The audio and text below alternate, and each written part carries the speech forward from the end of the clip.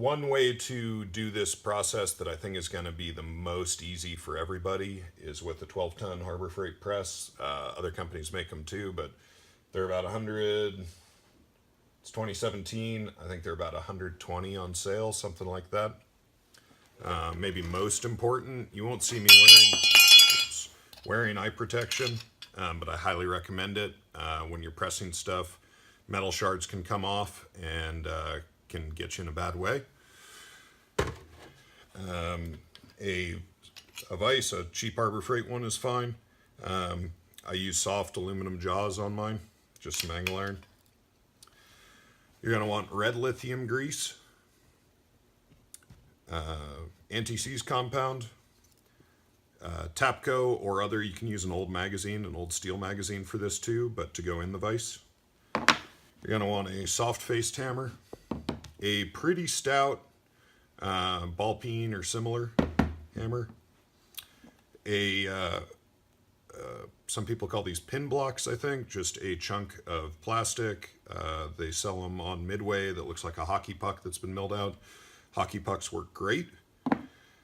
For most grips, a 3/16 Allen wrench. A shotgun shell for handling the trigger or the hammer spring. 2 pieces of mill steel. These are 1.25 inches square. Robert Forbes sells them, robertforbes.com. You'll need a bar. I think Robert makes these. These 2 are homebrew. This supports the inside of the receiver on the trunnion for when you're pressing on the barrel. This slides underneath there, kind of in the magwell, to support the whole receiver. You'll see that later. This is a tool that Robert Forbes makes. Again, his tools, for how much work is in these, you would not believe how little he charges. It is beautiful, American made. It's a handmade tool. They're gorgeous, and they work great. This is for pressing on the back of the barrel during certain operations. This is a press plate, again by Robert Forbes. You need the one that goes with your rifle. This particular one is for the Raz 47 and Century C39. There's another one for AKMs, and he sells others for different comp block guns. Again by Robert Forbes. There are these chromoly pipe sets that he sells, and a little brass protector for the crown. Also, you'll want to get some sort of a thread protector. This one is a slant brake that I got. Jim Fuller teaches a great class at Rifle Dynamics in building AKs. He just takes a slant brake and cuts these off flush, and it makes a really great protector for the threads. You'll likely need a file. You'll need some brown Scotch-Brite.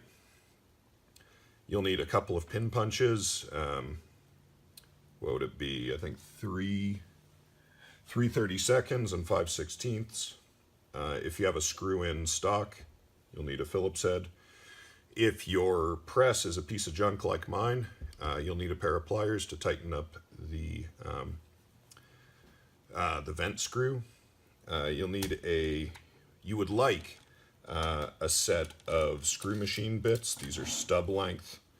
They have it's a really short bit, so they don't break easily. And the angle is sharper than most bits. Not as sharp. I think it's 135. They work great. Again, I hate to be sounding like a plug for Robert Forbes, but he has an article on his site as to why these are great. You'll need a hand drill. Something that is really great to have if you're a serious builder is a rivet hammer. This is not the cheap Harbor Freight kind. For full, I won't be using one today, but it is my preferred tool for this whole job. Check out Gun Plumber's Guide to Building the AK. It's on his website. It's a 3 DVD set and a book for something like $70 or $80 in 2017. It is a phenomenal resource, and the DVDs show how he uses these for pretty much everything on an AK. All right, those are all the tools that we'll need. Let's get going. So the first thing we're going to do is tear all the extra stuff off the gun. So I'm going to use a Tapco magazine vise here, in our vise.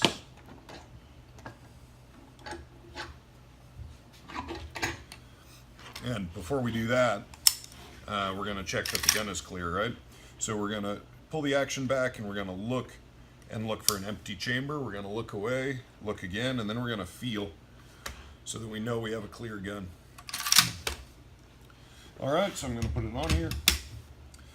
And first you'll need a screwdriver if you're working with a wood stock.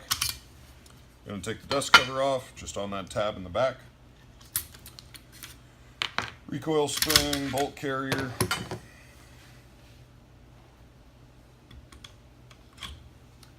Gas tube.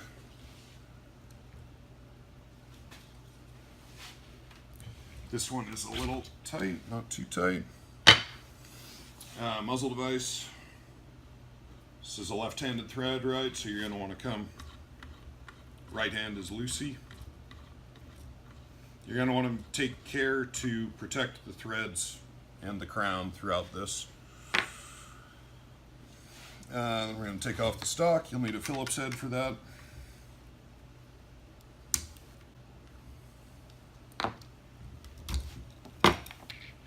And I'm going to stick these screws back in the stock so they don't get lost.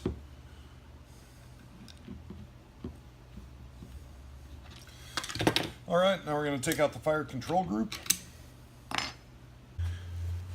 All right, so we're going to let the trigger back here. We're going to hook this leg up. We're going to hook the other leg up, and you're going to take a 12 gauge shell and push it over the top, and that'll keep you from getting dinged like that. Now we're going to take out the Krebs plate or whatever retainer you've got here. A bunch of companies make the Krebs plate now. They don't all fit, like I think some Century plates, or some, this is I think a Century version. I've noticed that Krebs plates don't necessarily fit these, so be very careful when swapping those in.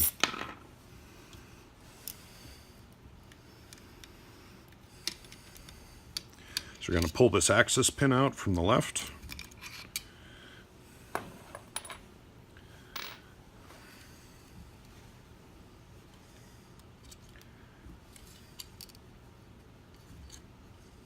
I've noticed with these side mounts with Centuries, this access pin can get hung up, so just be mindful of that. Don't go wailing on it. Okay, so now we've got everything almost torn out. I'm going to flip the gun over and get to, there's an Allen. This is an aftermarket grip here. And I don't quite remember which one it is, so we'll just figure it out here.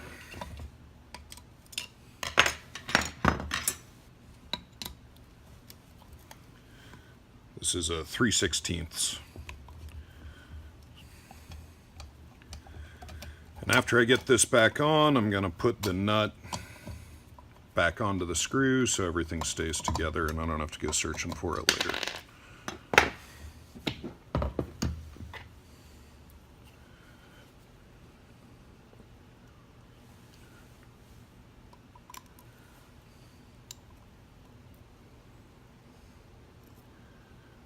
I highly recommend degreasing and then Loctiting when you go to reassemble this thing.